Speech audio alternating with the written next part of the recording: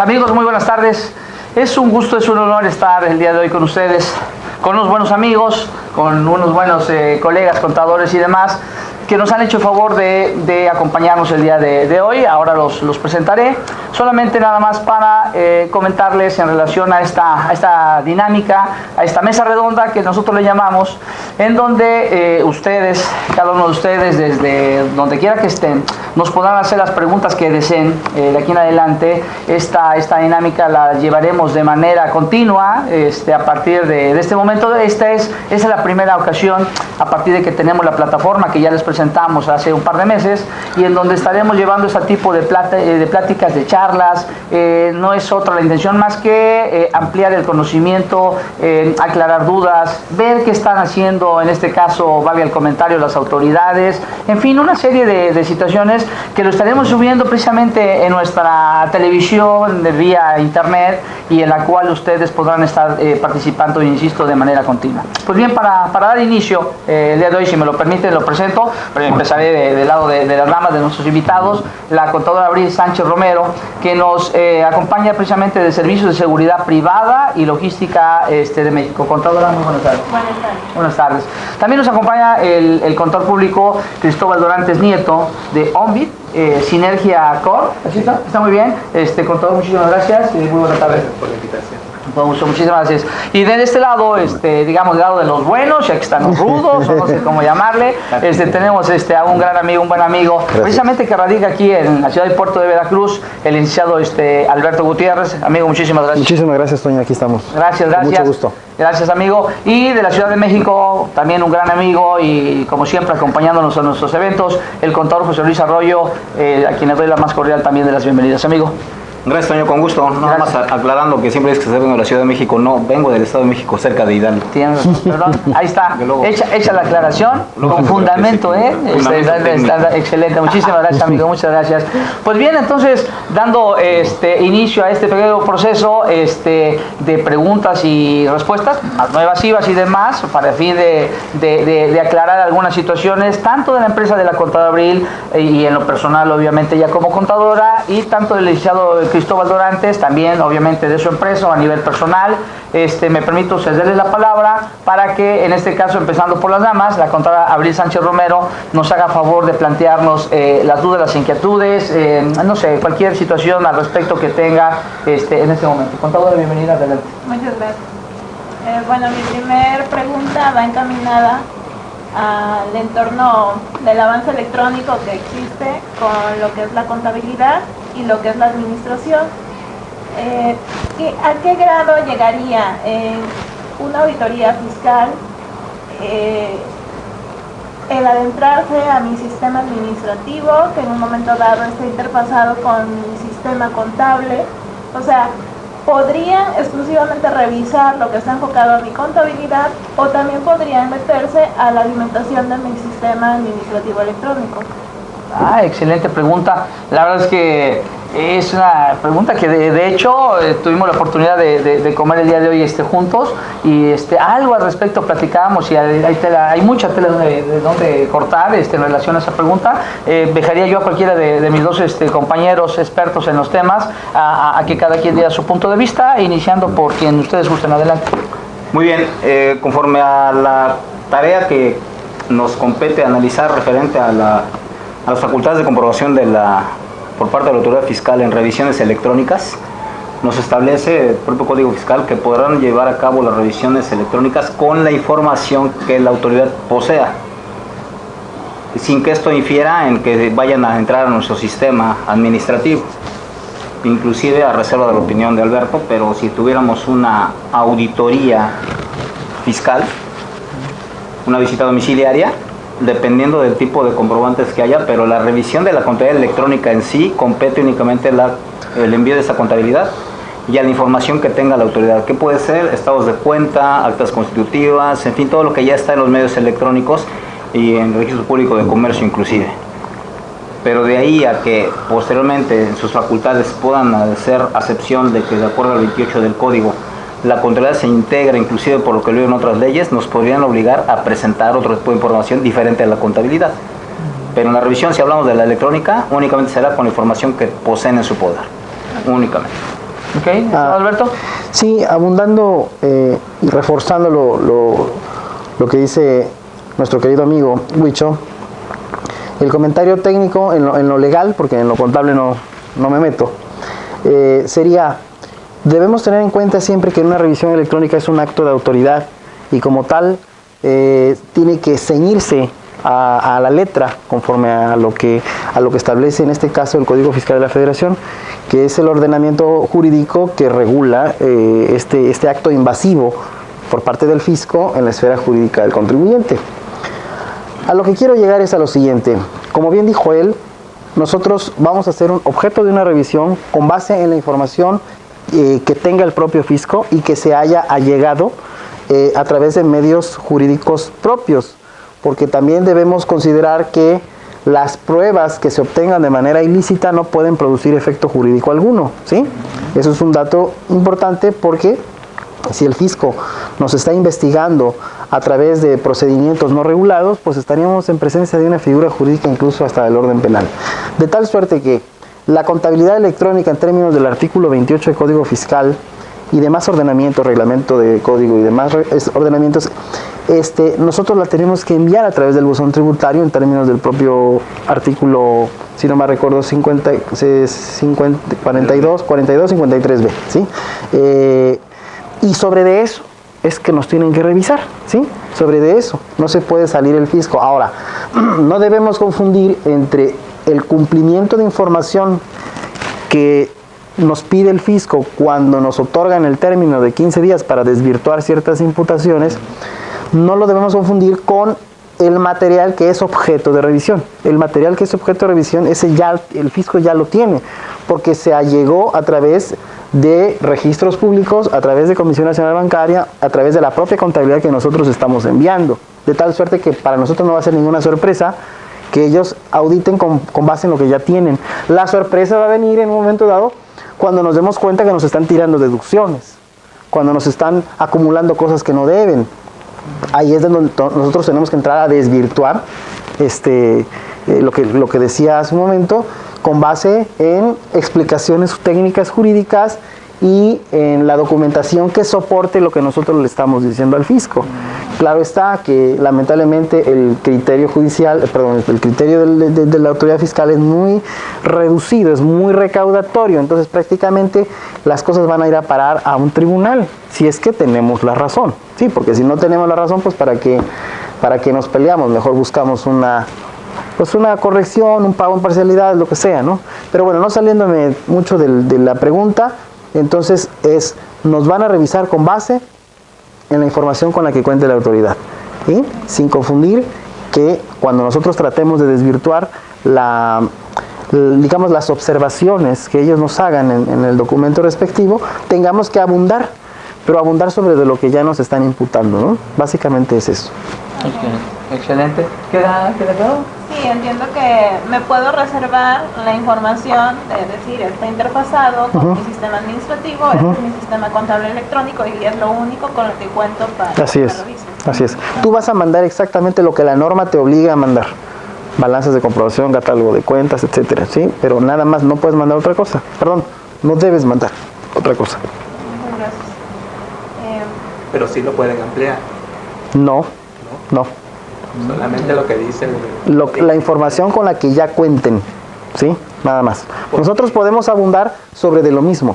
Porque anteriormente entiendo que no tenían en el código el significado de qué era lo que abarcaba la contabilidad, y a partir de la reforma que hubo, ahora ya te dice que los inventarios, papeles de trabajo, todo eso forma parte de la contabilidad, y eso sí te lo puede exigir el SAT. Anteriormente ese concepto no estaba en ley. A ver, ¿correcto? Sí, adelante. Bueno, analizando un poco quizás la segunda pregunta que tienes, Abril, lo ampliamos con ello y lo cerramos, ¿no? Traes otra pregunta, creo que de la contabilidad. Sobre revisión de comprobantes fiscales. Bueno, en relación a la contabilidad no debemos de confundir dos cosas. La contabilidad es financiera. No existe la contabilidad fiscal. El 28 del Código Fiscal nos dice, para efectos fiscales la contabilidad se integra por. Pero sin embargo, esto que estás comentando, querido colega, La contabilidad financiera, nosotros los contadores tenemos la obligación de haber hecho siempre todo en base a normas de información financiera o ex principios de contabilidad, donde sí te abarca inventarios, costo de ventas, etcétera, etcétera. Pero eso es normatividad, no legislación. Y el 28, en la modificación que hoy se integra, dice, para efectos fiscales, la contabilidad se integra por... Pero todos esos fundamentos tendrán dos caras. Una es la parte financiera, que puede ser muy diferente de la parte fiscal. Un concepto básico. Mi depreciación contable definitivamente no va a ser igual a la depreciación fiscal. Y tenemos que llevar cosas separadas. No son dos contabilidades. Lo que yo voy a enviar es la contabilidad financiera, no la contabilidad fiscal, ya que esta para nosotros no existe como tal. Y es un concepto que estamos confundiendo demasiado. Decía correctamente Alberto, nos obligan a enviar la balanza de comprobación del catálogo de cuentas. Pero el catálogo de cuentas tiene que ser en base a la normatividad, no confundirlo con asociarlo como un catálogo de cuentas que el código agrupador del anexo 24 hemos confundido, insisto, en que dicen es el código, perdón, el catálogo de cuentas del SAT. No, es un código agrupador que vas a asociar con tu catálogo de cuentas, pero el catálogo tiene que ser en base a normas de información financiera. La comprobación fiscal es independiente, por eso existe la conciliación contable fiscal. ¿Okay? Para no tener esa confusión. Ok, entonces de modo tal, y lo que comentaba el contador Cristóbal, piden la relación de la integración del inventario, el costo de ventas y demás, que era su pregunta, en estricto sentido. ¿Qué hacer? ¿Qué se debe de hacer en ese contexto o qué se debe de contestar? Okay, pero eso sería, como también lo explicó Alberto, en una auditoría y una visita domiciliaria. Exacto. Sí, No en la, perdón, no en el electrónico. No cuando me revisen la contabilidad electrónica. Ya. Okay. Derivado de esto puede haber situaciones en donde tendría que haber ya un acto segundo, que es el acto de molestia que bien explicaba Alberto, fundamentado, motivado, etcétera. Ya sería una revisión, una auditoría de otra naturaleza. Ya es diferente. No es el envío de la contabilidad en sí. Puede derivar de ello un precrédito fiscal, de acuerdo al 53B, y de ahí nosotros nos toca entonces, como decía Alberto, desvirtuar todo eso. Y ya nos vamos a una batalla campal jurídica, que es otra tarea. Excelente, está muy bien, muy bien. Excelente. ¿Alguna otra pregunta? Que tiene varias, la contadora ahorita, bueno, trae un catálogo de preguntas, si me dan la mentira, trae algunas preguntas y demás, que con todo gusto, adelante, contadora. Ok, pienso que la segunda pregunta en la que se refería era sobre una contabilidad alterna, ¿no? Exacto, o sea, no, es que no hay contabilidades alternas, ¿eh? Es una misma, ¿no? Exacto. Ahora sí que valga la expresión y sin afán de confundirlo con la cuestión religiosa, pero es solo una contabilidad integrada para efectos normativos. Nosotros podemos tener después tareas como contadores de contabilidad administrativa, contabilidad de costos. La contabilidad para efectos fiscales es lo que la autoridad nos va a exigir para comprobar lo que hagamos en el impacto fiscal. Explico, si yo me gasté 100,000 pesos porque es tarea de la operación de la empresa, no necesariamente todo va a ser deducible, ni los ingresos por 100,000 pesos, en contrario, van a ser grabados. Yo tengo que operar, pero no todo tiene que tener un impacto fiscal. ¿De acuerdo? Es correcto, sí. Totalmente. Y ahí es donde los contadores sufrimos mucho. Esa parte todavía no la discernimos.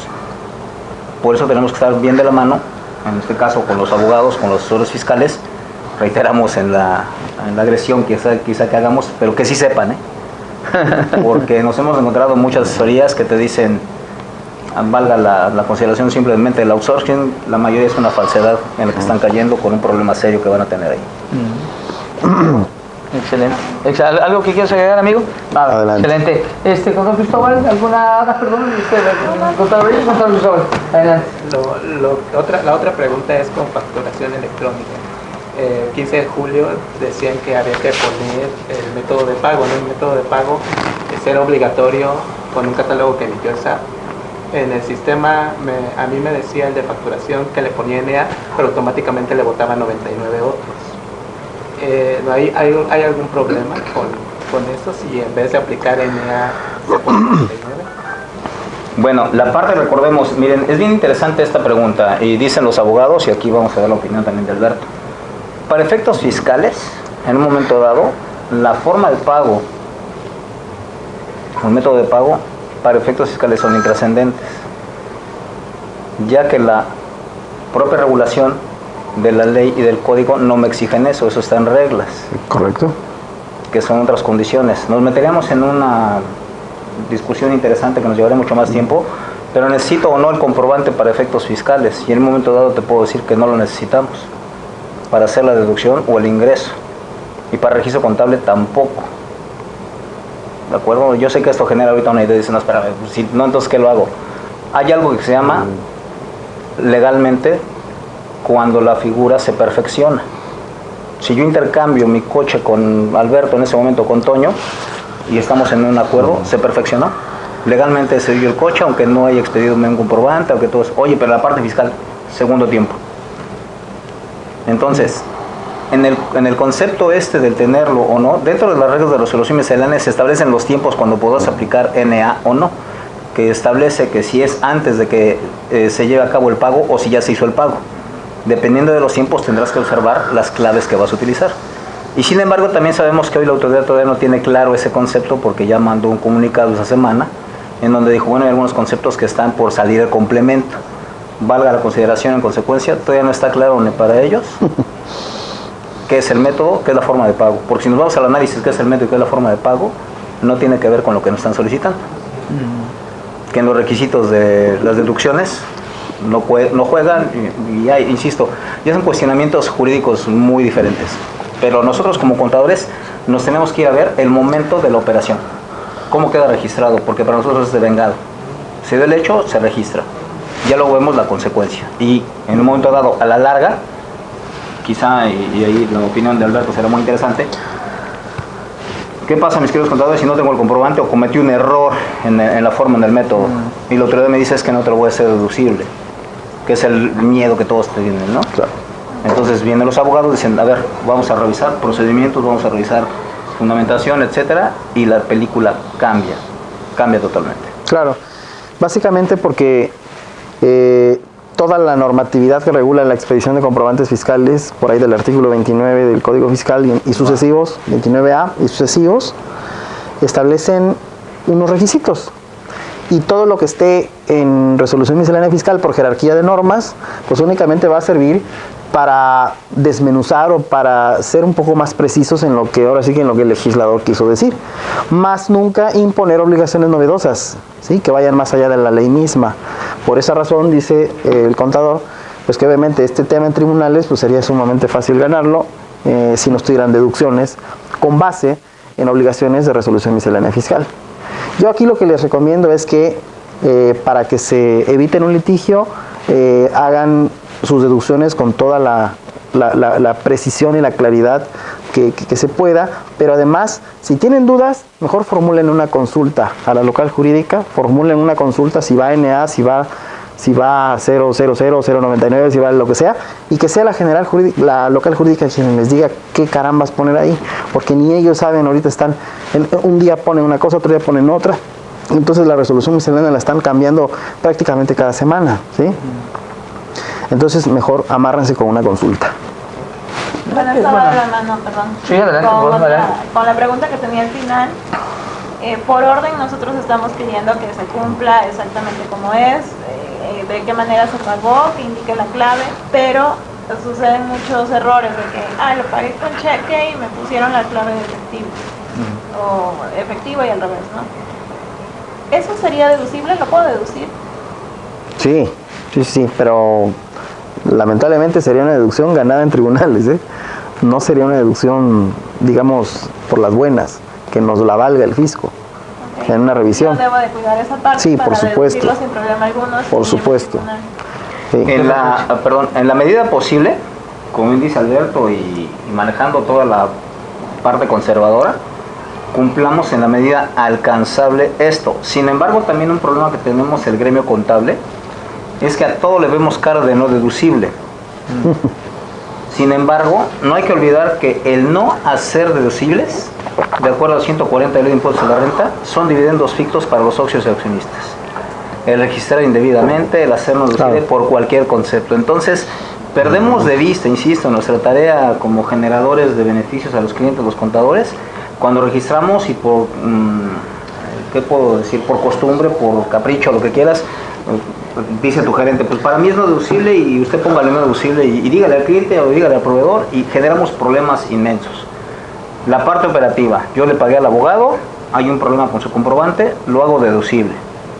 Si en un momento dado en la revisión que me hiciera el fisco, en el riesgo de esas revisiones, pudiera darse, entonces medimos riesgo-beneficio de esa supuesta defensa.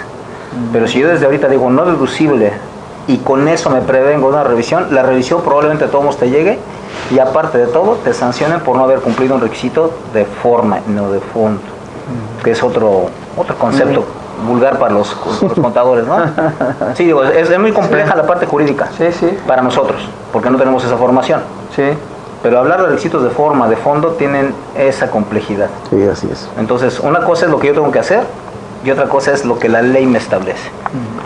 Quiero explicarlo. Le pagué al abogado, le pagué, él declaró los impuestos, los pagó. Puedo ser deducible, lo puedo ser deducible. Mi comprobante no reúne un requisito, un capricho. Segunda película. Pero ahora dime que no le pagué al abogado. Sí, sí, existe el abogado, sí, dio fe que sí, lo localizaste, sí, claro. Entonces, ¿por qué no es deducible? Ok, de primera instancia lo deduzco. Claro. Preferible ponerlo como no deducible porque puede representar un dividendo. El ponerlo como no deducible puede representar un dividendo ficto y entonces tiene dos impactos. Claro. Que a reserva de la opinión del abogado puede generar un delito penal, bueno, un delito de carácter penal, mejor dicho, al socio o al accionista. Claro. Ese es un riesgo que debemos medir. Lo ideal, mira, lo ideal es tú mételo a deducción y que te lo tumbe el fisco. ¿Sí? ¿Sí? Échale la papa caliente al fisco. Que sean ellos quienes te tumben la deducción, porque al tumbarte la deducción, los estás obligando a que fundada y motivadamente te digan por qué no. ¿Sí? Entonces, recuerden que la obligación de decir fundada y motivadamente es del fisco, no nuestra. Nosotros podemos hacer nuestra carta a Santa Claus, no necesitamos fundar y motivar. Si lo hacemos, qué bien, pero quien tiene la obligación de hacerlo es el fisco. Y si lo hacen mal o si no lo hacen, entonces nos dan herramientas para llevarlo a tribunales. ¿De acuerdo? Claro está, que como dice él, la materialidad de la deducción, esto es la parte más importante, ¿no? Independientemente de si nuestra factura tiene una comita, que si un numerito, que si bla, bla, bla. A ver, ¿el servicio se dio? Sí, dale soporte. ¿Sí? O si no fue un servicio, fue una compra de bienes, pues dale el soporte, tómale fotos, recaba firmas, lo que es tu sistema de inventarios al dedillo, ¿no? Vaya, incluso he llegado hasta a la fe pública, un corredor público, un notario público que dé fe de un inventario que se encuentra en una bodega. A ese grado tenemos que llegar, porque ahorita está de moda el tema de los CEFOS y los EDOS, ¿no? Entonces, tenemos que amarrarnos el dedo, pero muchísimo antes de que lleguen los fregadazos, ¿no? Y máximo, si en alguna empresa llegara a haber alguna operación que parezca simulada, sea o no sea, ¿no? Pero que parezca, ¿no? Ese es el grave problema, ¿no? Entonces, ustedes metan a deducción todo, va su factura, va su contrato, va su pago hecho por el sistema financiero y ya lo pueden hacer. Ya que el fisco les diga por qué, fundada y motivadamente, por qué no es gasto no deducible, pero ya se lo echan a ellos. Y es cierto, ¿no? Como podrán observar, amigos y demás, en este tipo de preguntas que yo diría, y además de muy buena fe, de la contadora Abril, del contador Cristóbal, y como todos los contadores, ¿no? Que estamos inmersos en esa situación, preocupados y ocupados porque todo, absolutamente todo, reúna los requisitos que nos están pidiendo, ¿no? O sea, estamos siendo cuidadosos al 100 de que si mi inventario, que si mi facturación, que si le puse la NA no aplicable o el tipo de pago que se hizo y demás. Mas sin embargo, bueno, me da la impresión de que con la confianza que nos lo dicen los dos expertos que tenemos el día de hoy, podemos tomar algunas otras medidas para no estar tan preocupados o tan metidos, ¿no? De que algo que tiene solución, que es la parte importante. Aquí lo ideal es que conozcamos bien a bien, para todos obviamente, cómo se debe de hacer y hacerlo lo mejor posible. Y si en caso de que no fuera así, como bien lo comentaban, tenemos algún error, ¿no? Que a todos se nos puede dar, claro. Bueno, hay soluciones al respecto, hay soluciones en ese contexto, en ese sentido, ¿no? Así perfecto, es. Perfecto. ¿Contadora tenía alguna otra pregunta? Sí, también en cuanto a requisitos de deducción, en el caso de cheques que emite la empresa por reembolsos de gastos o compras pagadas en efectivo, por el giro del negocio, no sé, a lo mejor hacen gastos donde tienen que pagar en efectivo gasolina, viáticos, etcétera, o también, no sé, un giro restaurantero, tienen que hacer las compras, los pagan en efectivo y después se emite un cheque de reembolso, pero los comprobantes tienen método de pago efectivo. ¿Es deducible? ¿Hasta qué monto? ¿No es deducible? se presta a una mala interpretación o que, no sé. Yo tengo un enfoque del tema, pero en la práctica contable yo creo que mi querido amigo tendrá mayor respuesta. Bien, el fundamento jurídico nos establece que todo lo que paguemos arriba de 2,000 pesos será no deducible. Entendemos que hay muchas consideraciones, sin embargo tenemos que buscar las mejores alternativas. Si estamos hablando de viáticos en particular, el reglamento de ley de impuesto a la renta nos permite tener un X porcentaje sin comprobación perfectamente deducible. Sin comprobación. Ahí ya no me interesa la forma de pago, obviamente, claro, pues es el efectivo. Sin embargo, también hay que considerar la mala práctica que hacen algunas empresas de hacer simulaciones, como bien dijo Alberto, de que de repente dicen que estamos pagando X cosas y la realidad es que son pagos de nómina en efectivo. El hacerles cheques o depósitos a los trabajadores, si no hay una configuración para efectos de que sean viáticos o gastos propios de la operación, como lo establece el Código Fiscal y su reglamento, podría ser un ingreso acumulable para la persona física y un gasto no deducible para la persona física. Exactamente. Entonces hay que ver la configuración. Otra vez regresamos al concepto que dijo hace unos minutos Alberto, la materialidad, la realidad. Sí. En ese concepto tendríamos que estar buscando siempre el pagar todo a través de una tarjeta corporativa o Es que correcto. la empresa haga todos los pagos a través de transferencia electrónica. Lo mínimo en efectivo. Hoy sabemos, digo, por experiencia propia, lo tengo aquí con mi amigo Toño, en mi vida trabajar con él, y prácticamente lo que yo puedo pagar en efectivo es un 1% del total del gasto que se realiza del gasto de viaje. Todo lo demás lo hace él. Yo no hago en su nombre ningún gasto, aunque yo vengo a trabajar con él. La empresa haría lo mismo. Hoy puedes pagar hasta el taxi vía electrónica, excepto las quesadillas, ¿no? Pero fuera de eso, todo regularizarlo así, para evitar una interpretación de la parte de la autoridad que estamos haciendo uso de dinero de la empresa en favor de los trabajadores. Ok, aquí el perjudicado sería la persona, a El nombre trabajador. de quién se emite el cheque. Aquí se deposita. Claro. Esa es la parte que yo iba a comentar. Es muy bueno. El propio reglamento de la ley del impuesto sobre la renta establece lo que es el pago a través de terceros. Y si respeta los topes de deducción menores a 2,000 pesos en efectivo y mayores de esa cantidad ya con transferencias electrónicas, yo creo que puedes acceder muy fácilmente a la deducción a través de la transferencia que hagas a tu trabajador, a su cuenta, y que todo lo que gaste, pues obviamente salga facturado a nombre de la empresa, ¿no? Para que de esa manera, en términos del 41 del reglamento de la ley del impuesto sobre la renta, puedas acceder a la deducción sin mayor problema. Irte a la deducción sin soporte cuando puedas y cuando no, pues a través de este mecanismo, ¿no? Ahí ya tendrías que celebrar un contrato de mandato con tu trabajador y con ese contrato de mandato darle soporte a la erogación. Además de justificar hacia dónde va y por qué razón va, ¿sí? Porque si tienes una razón de negocio, entre tu empresa y otra empresa y por esa razón se hace necesario el traslado de un trabajador, bueno, pues esa razón de negocio va en el contrato de mandato que le da soporte a la materialidad de este acto, ¿sí? Porque estamos viviendo épocas y tiempos en donde el fondo, lamentablemente, está siendo más importante para el fisco que la forma de los contratos. Y por ahí hay una pregunta en la que abundaremos sobre ese tema. Excelente. Contador, adelante.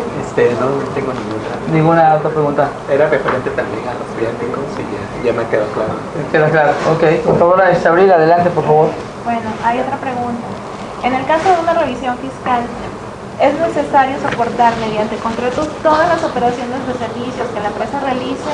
¿Basta un contrato simple entre las partes o tiene que ser certificado? Y muchas veces ya no basta tanto un contrato, sino que se van más allá. A ver, demuéstrame la cotización, dame el manual de lo que te hicieron, ¿no? O sea, ¿hasta qué grado debemos llegar para que nos permitan deducir los servicios? Bueno, eso es una pregunta que es objeto de un curso completo. Un curso completo. Déjame decir algo para que responda la parte jurídica. Buenas tardes. En su centro jurídico. Dijiste algo bien importante, Abril, al principio de tus preguntas, en relación a mi sistema administrativo. Y olvidamos las políticas y procedimientos. Y las políticas y procedimientos deben de establecer cómo voy a comprar, qué formato de pedido, quién lo pidió, quién tiene firma autorizada. Eso es lo que en un momento dado dijo Alberto, es la materialidad. la materialidad, porque si yo le hago un pago a Toño, donde digo que él me dio una asesoría, pero no hay ningún tipo de cotización, ningún tipo de procedimiento, nunca fue a visitarme, nunca me entregó nada, entonces ahí se rompe todo el esquema. Y sin duda alguna, todo fundamentado en la formalidad del objeto jurídico, ¿no, Alberto? Exacto. Esta pregunta es verdaderamente el coco, fiscalmente hablando, de todas las empresas. Porque hoy por hoy, decía hace un momento, el aspecto formal de los contratos queda en segundo término.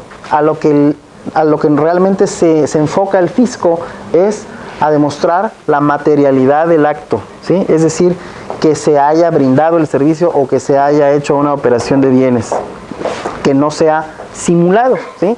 Y para eso, lamentablemente, y digo lamentablemente porque creo que en lo estrictamente técnico, haciendo una confronta entre Código Civil y Código Fiscal de la Federación, el artículo 69B del Código Fiscal de la Federación, que tanto ha dado de qué hablar, le da un poder omnipotente y omnipresente al fisco para decidir lo que es deducible y lo que no, con base en la infraestructura personal y demás situaciones que lamentablemente, y lo digo con esa palabra, lamentablemente, se inserta en nuestro cuerpo jurídico mexicano un dispositivo, el 69B, que le da poder absoluto al fisco para decidir lo que es deducible y lo que no, porque no se establece un orden para decir, bueno, cuántas personas necesito para generar 100,000 pesos de ingreso, o cuántas personas necesito, o cuántos metros cuadrados de oficina, o cuántos automóviles, o cosa. Como no existe